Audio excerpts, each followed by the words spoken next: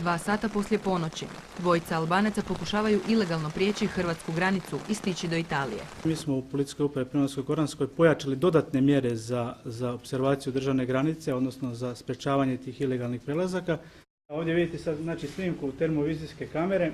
Riječ je o mobilnom termovizijskom uređaju koji je postavljen na mobilno vozilo.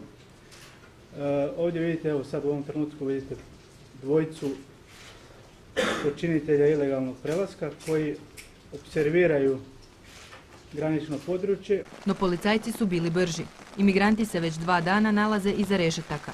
U posljednja 2 mjeseca policija je uhitila 130 imigranata, što je 38% više nego u istom razdoblju prošle godine. Taj posao sada im olakšava termovizijska kamera. Do Italije i Slovenije preko naše zemlje najviše pokušavaju stići državljani Albanije, ali i Albanci s Kosova. Te migracije su uvijek uzrokovane ekonomskim razlozima, nema sigurnosno interesantnih migracija u ovom smislu.